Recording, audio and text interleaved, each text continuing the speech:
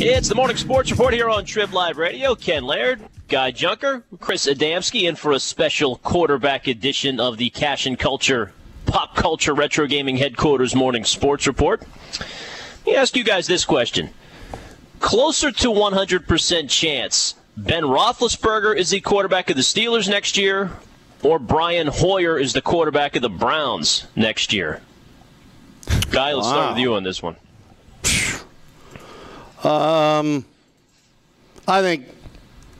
still think that Ben Roethlisberger is quarterback of the Steelers, only because there's no Johnny Manziel waiting in the wings here. I mean, the time may come to cut ties.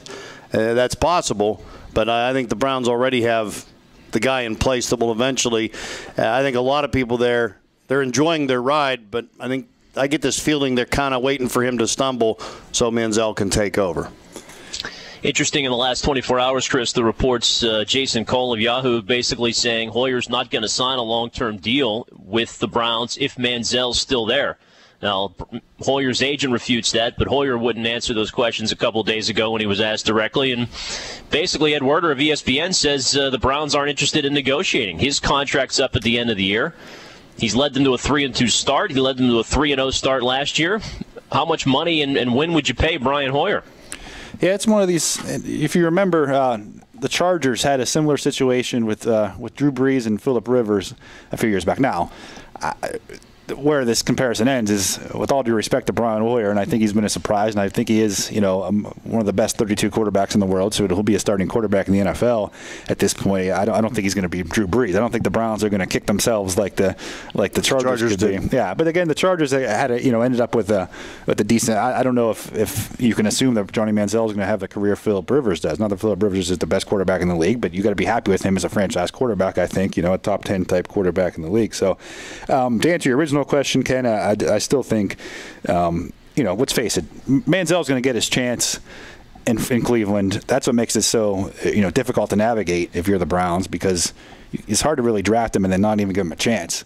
Do you keep him as a backup for multiple years? Do you trade him next year? And I guess they've proven already, although they've been under, I don't know how many management groups that was a year for them, even though it was only about a year and a half ago or whatever it was that they traded Trent Richardson, a high draft pick, a high skill position player, and gave up on him early and got a first round pick for him. I guess there's always somebody out there, Raiders, who would give up a number 1 overall pick or something like that for Johnny Manziel, given the chance. So I guess they could do it. But just because of the fact that the Steelers don't have any other turn, it ain't going to be Landry Jones next year, and it ain't going to be Bruce Gronkowski, all due respect. So I can't see them going out anywhere else. I mean, I could, I guess, but that seems to be quite a shakeup. So certainly I'll go with Roethlisberger over Hoyer. Couldn't you just see, Ken, the Browns? Well, I'm not going to go as far as say win the division, but they get a wild card playoff spot. Hoyer, they go crazy. The best season in Cleveland history since they come back in the league, and then Hoyer leaves, and Manziel takes over next year, and they start like 1-5. I could see that happening as plain as the writing on this book right here. But that would be crushing him. He's a Cleveland kid, and of course, he's doing this without a receiving core really to speak of. I agree with you guys that it seems like the Steelers don't have an heir apparent, but if somebody dangled 2 first-round picks out there for you, Ben's 32. He's not like he's 37, 38. I think there'd be some takers for sure around the league. Sure. I don't think it's a done deal. You asked which one. I don't think there's, I think there's a gray area with both scenarios. But at least the Browns have a plan. Like I said, they have a plan, and I think they're not going to have the organization look bad for drafting the guy. We all know that number 1 picks get more of a chance than number 5 picks, and number 5 picks get more of a chance than undrafted free agents. So, they'd look silly if Hoyer becomes the starter for the next 4 years and they're stuck with him on the bench. That would be a bad reflection on the team. So, like I said, they're not hoping that something happens, but the chances of Hoyer getting through the entire year without getting hurt are probably slim. And if he does stumble and they start to lose, it would open up the door to put Manziel in. Ken, I thought you were going to go with it a different direction when you start asking that question. And let me say this, preface it first: is they're still only 3-3. They're not 1-5. They're not 0-6. They're not even 2-4. They're still only 3-3. And I understand that they look bad. They're 19-19. Let's put it that way. Well, that brings up the point. I mean, they could still win 4 of the next 5 and then be in good shape to make the playoff run here. But if I see where you're going with it, and I get that they've only played 6 good quarters probably all year long through 6 games, and somehow they find themselves at 3-3. That's the incredible part. They could be freaking 4-2 right now and only played 6 good quarters all season long. If Lewis Murphy dropped that power or whatever it is, Tampa Bay doesn't make a play there at the end. They could have easily won that game despite not really deserving to, and be 4-2 only playing 6 good quarters. I don't know if we're still having this discussion then or not.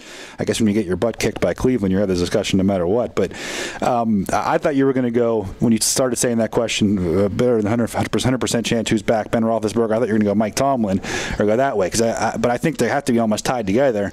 If you're making the decision to trade your franchise quarterback, I think at that point you're doing something that, and I don't know if it's a bad decision or not, but it's something the Steelers haven't traditionally done, and you're pretty much blowing things up at that point. You're going, and you got to think Tomlin's gone, maybe Colbert's gone. I don't know what they do, but certainly the veterans are probably gone anyway. Guys like Kiesel and Ike Taylor and Polamalu. If you make the decision to trade Ben Roethlisberger, I don't care what you get back for him. It's a seminal moment in franchise where you are just going and you're stripping it all the way down, and you're almost hoping pointing to the future. Yeah, I think that the question that would interest me, Ken, is what are the chances that Ben Roethlisberger and Todd Haley return together? Then that would be below 50%, in my opinion.